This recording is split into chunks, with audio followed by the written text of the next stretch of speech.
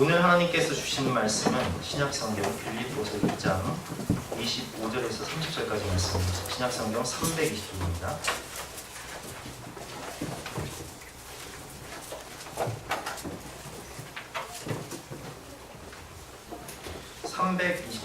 빌립보서 2장 25절에서 30절까지 말씀을 한 절씩 교독하시겠습니다.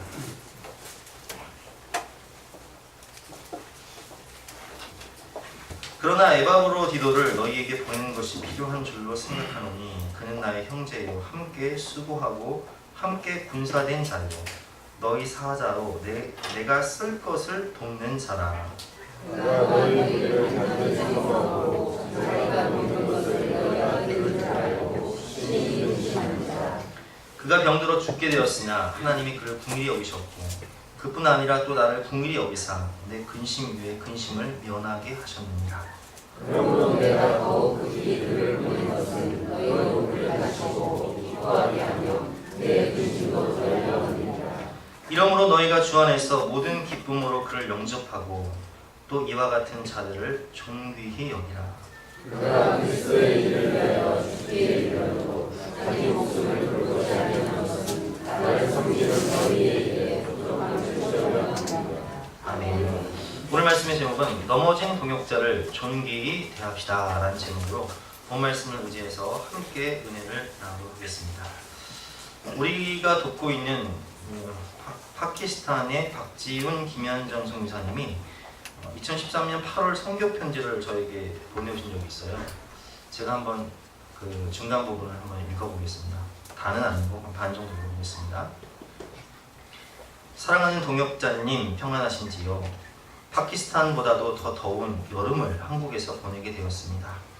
지난 5월 24일 현지 병원에서 여기서 제가는 김현정 선교사님 얘기합니다. 제가 유방암 진단을 받고 한국에 급히 귀국하여 6월 7일부터 항암 치료를 시작했습니다. 임파 전이가 됐고 다발성암으로 5cm 이상의 큰 사이즈라 항암 치료로 먼저 크기를 줄이고 수술을 받는 계획으로 지금까지 4차 항암을 끝냈습니다. 8차까지 예정되어 있는데 며칠 전에 갑작스런 고열로 응급실을 갔더니 우리 몸의 면역을 담당하는 백혈구 수치가 너무 떨어져 이틀을 더 입원하며 수치를 높이는 주사를 맞고 겨우 정상범위에 올라 퇴원을 했습니다.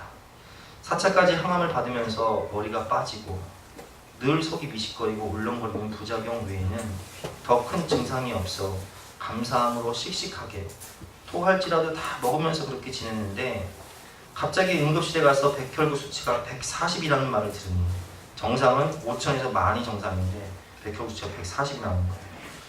왜 이렇게 서럽고 눈물이 나는지 가지고 간 손수건을 다 적시고 응급실 베개도 다 적시었습니다.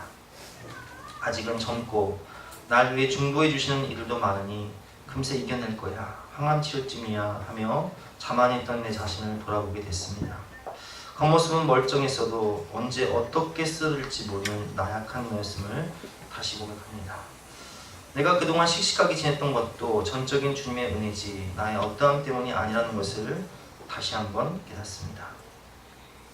남편의 총상 이후 우리가 잘 아는 대로 박지훈 교사님이 총을 2방을 맞았잖아요.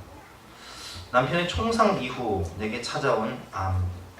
계속되는 이런 소식들로 모두에게 특히 저희를 파송하고 후원하는 교회와 후원자님들께 너무 죄송하고 위축되는 시간들을 보내게 됩니다.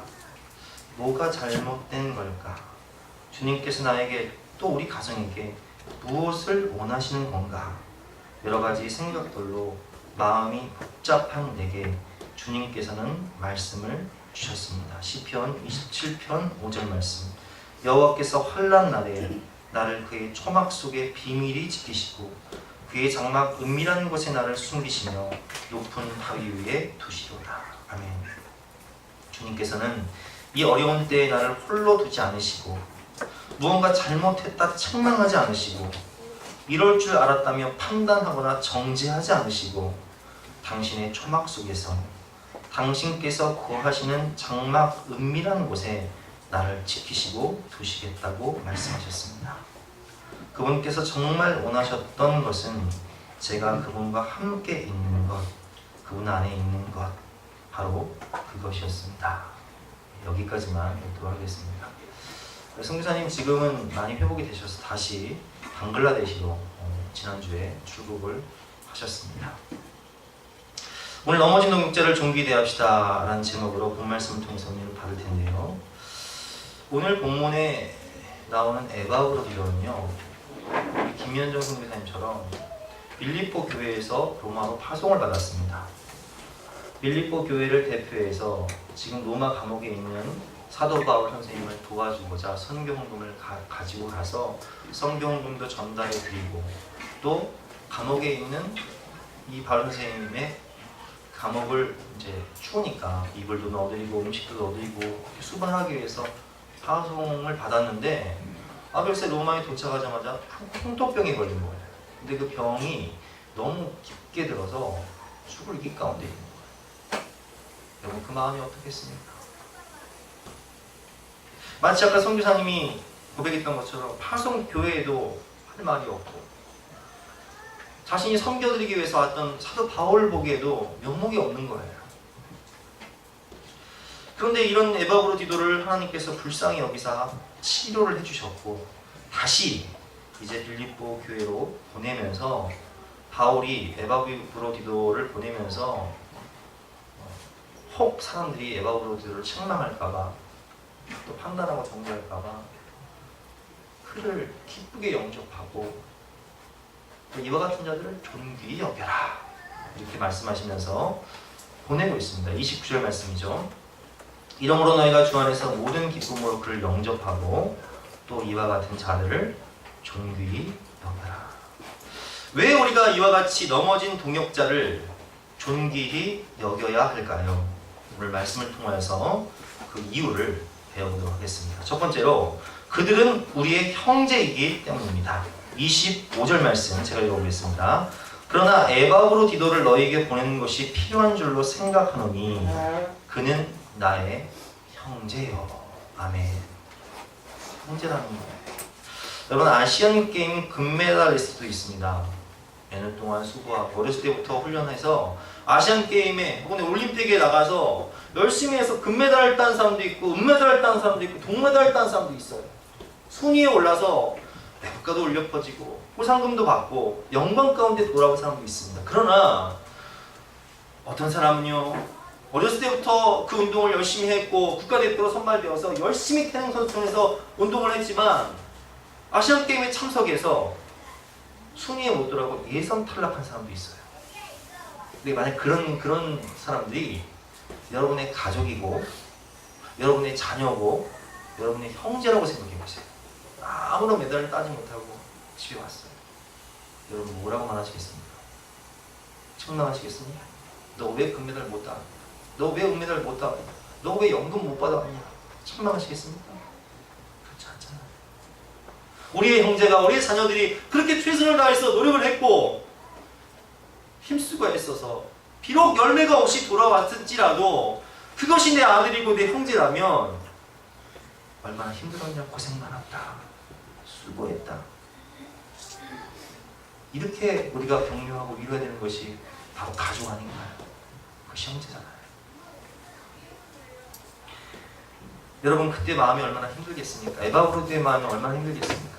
우리가 개척을 하고 어렵던 시절에 예멘에 윤요셉 신마리아 선교사님이 2년 동안 도왔어요. 매달 성경을 보니까 말이에요. 그분들이 예멘에 딱 도착하자마자 예멘에 큰일이 일어났어요. 막 데모가 일어나고 대통령이 쫓겨나고 새로운 정권이 들어서면서 강경 이슬람 정권이 들어서면서 모든 선교사님들을 다 쫓아냈단 말이에요. 그러니까 이분들이 2년 동안 파송받아서 하는 거라고는 예멘에 갔다가 도망자 생활하다가 시리아로 쫓겨났다가 방황한 것밖에 없어. 늘 선교 편지를 보내시면 면목이 없어서 어쩔 줄 몰라 하시더라고요. 여러분 그분들이 그러고 싶어서 그랬어요?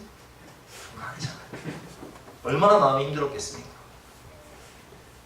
오늘 에바브로 디도의 근심을 한번 생각해 보십시오. 26절을 보면 그가 너희 무리를 간절히 사모하고 자기가 병든 것을 너희가 들은 줄 알고 심히 근심한지라 이렇게 표현하고 있는데, 여기서 26절에 그가 너희를 간절히 사모했다라는 이 말씀의 원어를 살펴보면, 간절히 사모한다라는 원어는 헬라어로 에피포돈엔이라는 뜻인데, 아기가 젖을 갈망하듯 간절히 생각하는 것이에요.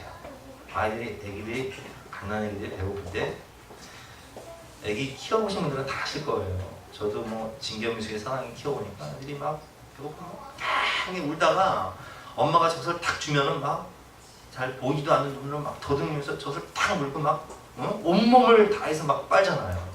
그만큼 사모했다는 거예요. 아이가 젖을 사모하듯 빌립보 교회 성도들을 보고 싶고 가고 싶고 돌아가고 싶은데, 사모하는데 면목이 없어 갈 수가 없어. 심히 근심하였다라는 원어는 아데모논이라는 헬라어인데, 이 단어가 어디 나오냐? 예수님께서 겟세마네 동산에서 기도하실 때 고민하며 심히 죽게 되었도다, 심히 고민하여 죽게 되었도다 라고 말씀하신 그 심히가 바로 이 심이에요.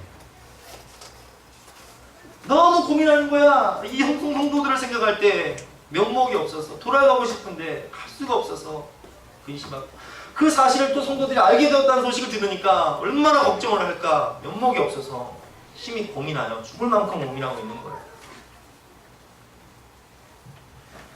간절히 가고 싶고 보고 싶고 함께하고 싶지만 면목이 없어 심히 고민하고 근심하는 에바브로디도, 공동체를 생각하며 자기 병든 것보다, 자기 힘든 것보다 교회 성도들 때문에 더 마음 아파하는 그의 모습. 마치 운동 경기를 나갔지만, 올림픽에 나갔지만, 아시안게임에 나갔지만 메달을 따지 못해서 집에 돌아오지 못하고 나를 뒷바라지 해준 어머니께 가족들에게 할 말이 없어서 대문 앞에 서서 누르지를 못하고 주저하고 있는 모습. 가정을 사랑해서 가장 역할을 하기 위해서 지방으로 가서 사업도 하고 장사도 해봤지만 성공하지 못하고 돌아왔을 때 차마 가족들에게 그 사실을 알리지 못해서 집 밖에서 전전하며 노숙자 생활하고 있는 우리 시대의 가장들의 모습. 그것이 오늘 바로 에바브로디도의 모습입니다. 또한 바울의 마음은 어떻습니까? 그는 자기 때문에 먼 길을 왔던 에바브로디도가 그렇게 병들어 고통당하면서 마음속으로 근심하는 모습을 보면서 근심 위에 근심을 하고 있어요. 27절 말씀입니다. 여러분들이 한 목소리로 한번 읽어보겠습니다. 27절 시작.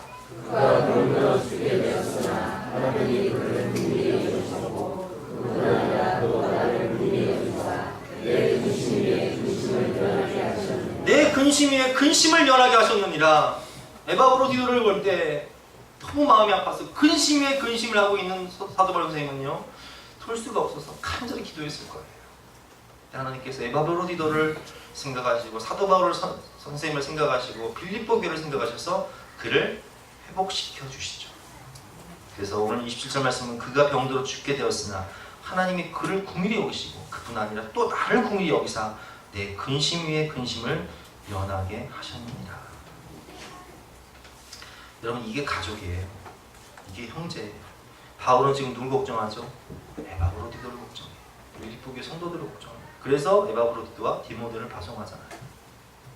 에바브로디도는 누굴 생각합니까? 자기 아픈 것보다, 자기 힘든 것보다 바울을 생각하고 빌립보 교회를 생각해요. 빌립보 교회는 누굴 생각합니까? 자기를 힘든 것보다 에바브로디도를 걱정하고 사도 바울 선생님을 걱정하는, 서로가 서로를 생각하고 서로를 불쌍히 여기는 이 마음이 바로 형제고 가족인 것입니다. 사람은 성과를 보죠. 그러나 하나님은 중심을 보세요. 그들의 마음과 중심을 보시고 하나님은 그들에게 치료의 영선을 바라주심으로 그들을 불쌍히 여겨주시고 회복시켜 주십니다. 이제 에바브로디도는 그 병이 회복되었고, 이 에바브로디도를 보내면서 혹시나 에바브로디도를 판단하고 정죄하고 책망할까봐 바울은 서신을 쓰는 거예요. 이와 같이 그를 기쁘게 영접하고 존귀하게 여겨라. 이와 같은 자들을 존귀하게 여겨라. 여러분 기억하십시오. 성과가 없을지라도, 열매가 없을지라도 수고하고 애쓰는 우리 형제들, 가족들, 선교사님들, 결과를 떠나서 그들은 우리의 목적입니다. 그들을 위로하고 격려하고 그들을 기쁘게 영접하고 그들을 존귀히 여기시는 저 여러분 되시길 바랍니다.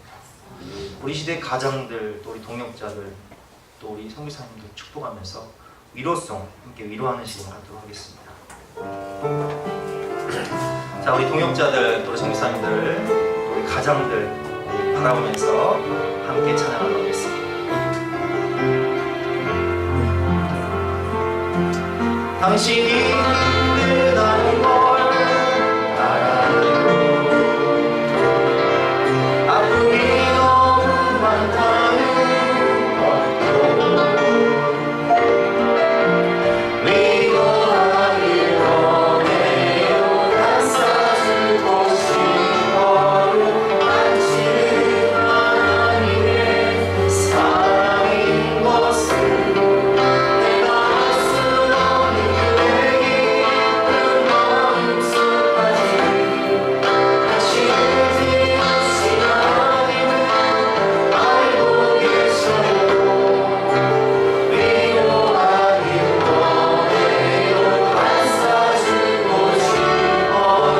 당신은 하나님의 다시 한번 잘할게요.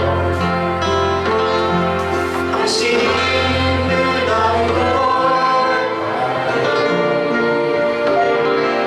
아픔이 너무 많다는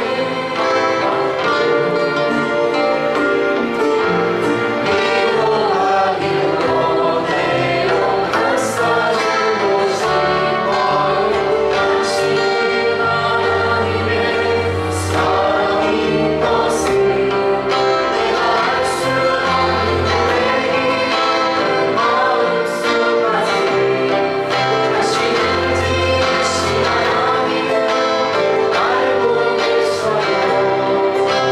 위로하길 원해요. 감싸주고 싶어요. 당신은 하나님의 사랑. 최선을 다해서 열심히 했지만 아무런 성과 없이 열매 없이 힘겨워하고 있는 우리의 가장들, 평신도 동역자들, 우리 성교사님들을 생각하면서 우리가 그들을 판단하고 정죄하는 것이 아니라 가족 위기에 품어주고 위로하고 격려하며 사랑할 수 있도록 기쁨으로 영접하고 또 그들을 존귀히 대할 수 있도록 주님의 심장과 눈물을 허락하여 주시옵소서. 우리 간절한 마음으로 기도하며 나가시겠습니다.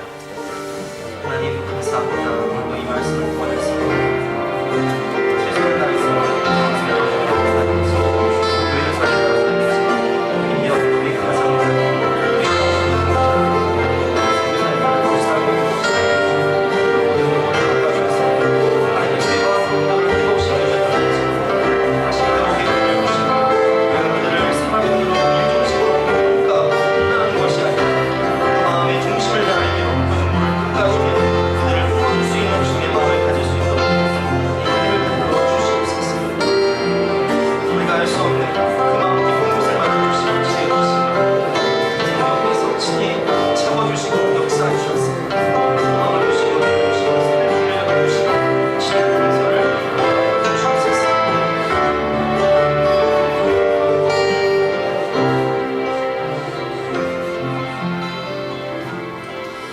두 번째로 우리가 그들을 기쁘게 영접하고 또 존귀히 여겨야 할 것은 그들은 우리와 함께한 군사요 주님의 일을 돕는 자이기 때문입니다. 오늘 말씀 25절 말씀입니다. 여러분이 한 목소리로 읽어보겠습니다. 시작.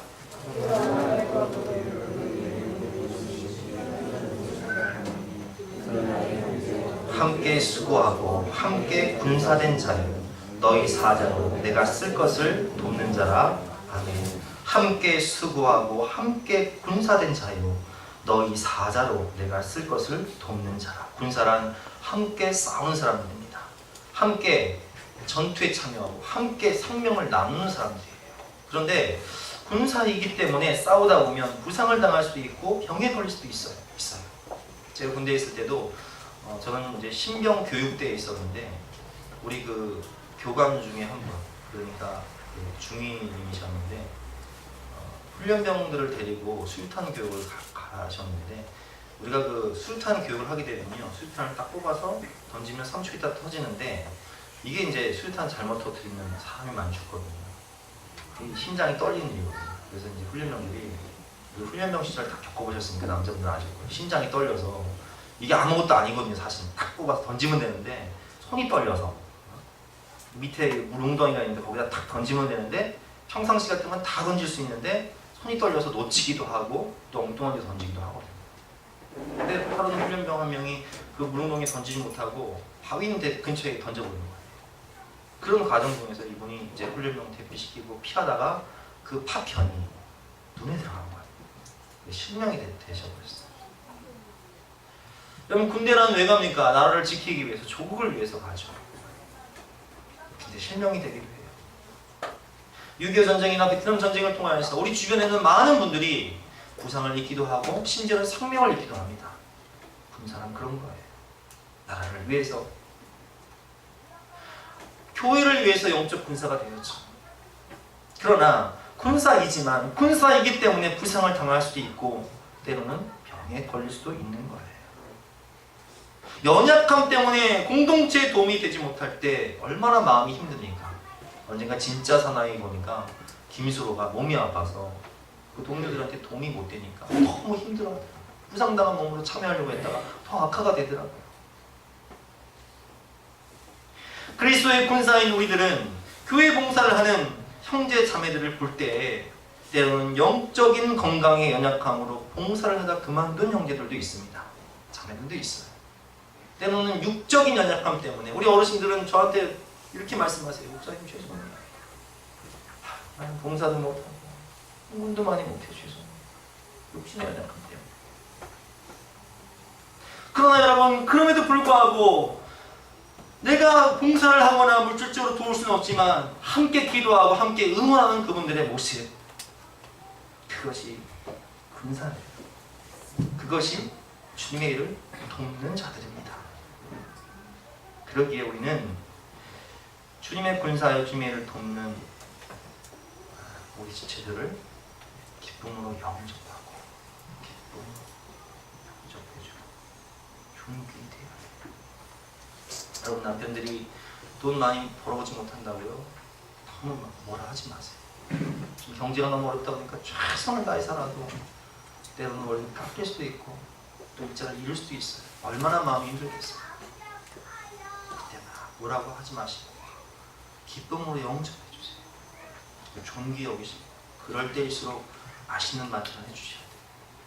저도 생활해 보니까 그렇게 주머니가 가벼우면 먹고 싶은 것도 많아요. 주머니가 두둑하면 먹고 싶은 것도 없는데 주머니가 가벼우면 어깨도 젖어 먹고 싶은 것도 많아요. 우리 이 시간 서로를 축복하면서 찬양했으면 좋겠습니다. 주님의 군사요, 또 주님의 일을 돕는 우리 동역자들, 또 우리 가정들을 축복하면서 우리 축복송 함께 찬양하도록 하겠습니다.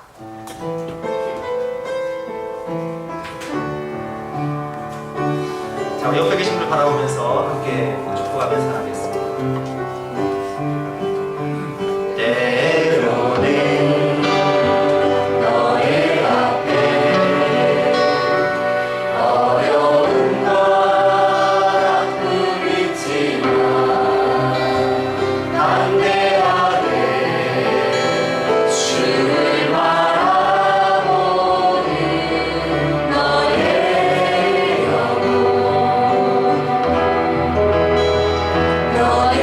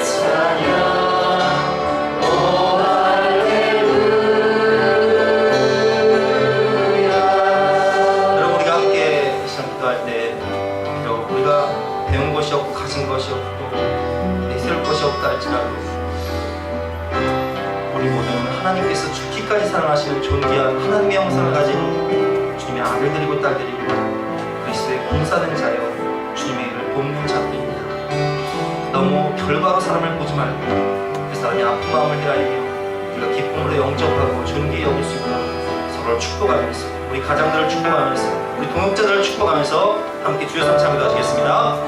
주여! 주여! 주여! 하나님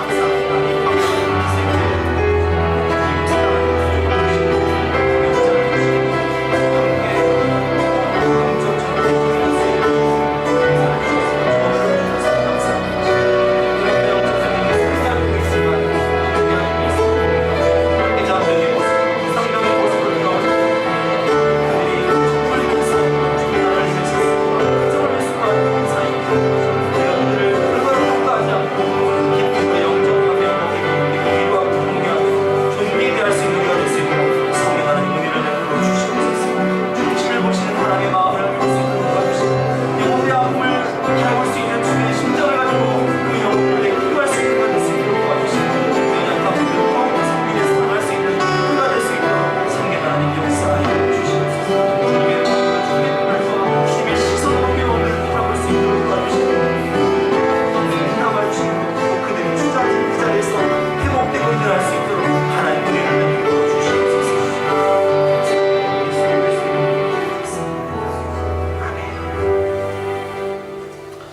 세 번째로 우리가 그들을 기쁘게 영접하고 존귀하게 여겨야 되는 이유는 그리스도 일을 위하여 죽기에 이르러도 그들은 자기 목숨을 돌보지 않았기 때문입니다. 30절 말씀 여러분들이 30절 말씀 한 목소리 읽어보겠습니다. 시작. 그가 그리스도의 일을 위하여 죽기에 이르러도 자기 목숨을 돌보지 않는 것은 나를 성경인 너희에게 에바브로디도는 그가 그리스도 일을 위하여 죽기 이르러도 병들어 죽을 상 가운데 있었음에도 불구하고 자기 목숨을 돌보지 아니하고 사도 바울을 돕기 위해서 그 부족함을 채우기 위해서 애를 썼어요. 그런 것처럼 우리 주변에는 그리스도를 위하여 죽기에 이르러도 자기 목숨을 돌보지 아니한 동역자들이 있다는 거예요. 저는 이번 주에 또 우리 동기 모임을 한 7명이 모입니다. 7명 목사님 중에 7명 중에 3분 목사님이 성도가 한 가정밖에 없어요.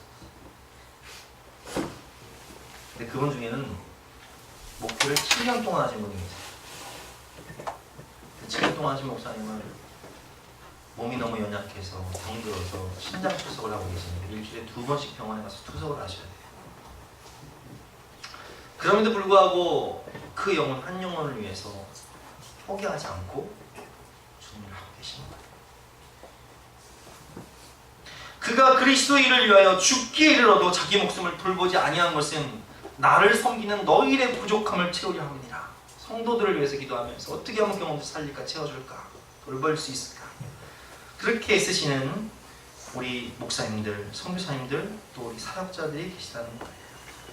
주님의 나라와 영광 위에 넘어진 성도, 방황하는 영혼을 살리기 위해 애쓰는 우리 평신도 분들은 때로는 열매가 없을 수도 있죠. 교사하면서, 목자하면서 열매가 없을 수 있어요. 그러나 우리가 그분들을 더 존경하고 또 기쁘게 영접할 것은 그가 그리스도를 위하여 죽기에 이르러도 자기 목숨을 돌보지 아니하고 영혼들을 생각했기 때문에 우리는 그런 분일수록 더 기쁘게 영접하고 존귀히 여겨야 돼요. 시골에서 할머니들 한두 번 모시고 동네에 10가정, 12가정 있는데 교회 나와봤자 할머니들 3-4분 나오시는 그런 교회를 담당하고 계신 용호천 교회 목사님일수록 더 존경하고 더 기쁘게 영접하고 귀하게 여겨야 돼요. 오늘 결론 말씀입니다. 넘어진 동역자를 기쁨으로 영접하고 존귀히 여겨라. 29절 말씀이죠.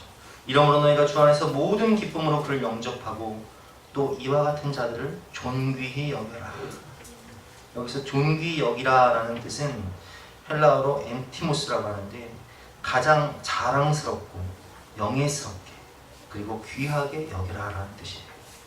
가장 존경스럽고 영광스럽고 귀하게 여겨라. 누가복음 15장을 보면 집 나간 둘째 아들이 재산 다 말아먹고 죄만 짓다 돌아옵니다. 그 형은 책망하죠. 저 창기와 함께 우리 집 말아먹었네. 나쁜 놈. 판단하고 정정. 그러나 아버지는 벗은 발로 쫓아가 그 아들을 안고 금가락지 떼어주고 옷 입혀주고 신발 신겨주면서 잔치를 베풀어줍니다. 그게 기쁨을 영접하는 거예요. 잘나서 의로워서 아니에요. 사랑하기 때문에, 가족이기 때문에 존귀 여기는 거죠. 이내 아들이 살아 돌아왔으면 내가 무엇을 예수님은 사역에 실패하고 배신하고 도망갔던 베드로를 만나시지만 책망하지 않으세요. 내가 나를 사랑하느냐 내 양을 먹으라. 내가 나를 사랑하느냐 내 양을 치라. 내 어린 양을 먹으라 말씀하시며 그를 존귀히 영접하십니다. 우리 주변에 넘어진 동역자들이 있습니다. 가장들이 있습니다. 선교사님과 목사님들이 있습니다. 그들을 존귀 여기며 기쁨으로 영접하십시오. 일 중심으로 사람을 보지 마시고 사람 중심으로 그 마음을 헤아리시기 바랍니다. 이번 주 적용입니다. 오늘 오신 캄보디아 선교사님, 사실 어머니가 아프셔서 오셨어요. 어머니가 지금 위암에 걸리셔서 아들이 하나인데 얼마나 힘드시겠습니까? 그 마음을 헤아려서 여러분 기도하신 가운데 성령의 감동이 드시면 오늘 갖고 온 거 다 주머니 털어서 성비상 드리세요. 또 혹시 성령께서 감동하신 분 있으시면 이번 주에 제가 개척교 목사님들 만나서 또 식사 모임 한번 할 건데 감동되신 분 있으면 주머니 털어서 다 주세요. 제가 맛있는 거 사드릴게요.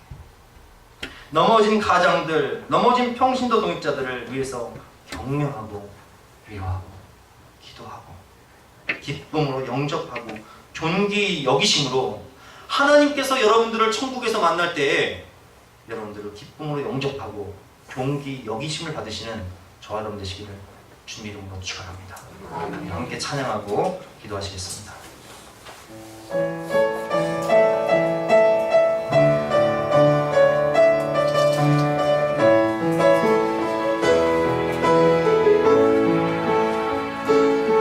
당신의 그 성길이 천국에서 내가 지는 나이 당신의 그 영성이 천국에서 내가 지는 나이 당신의 그 이름이 천국에서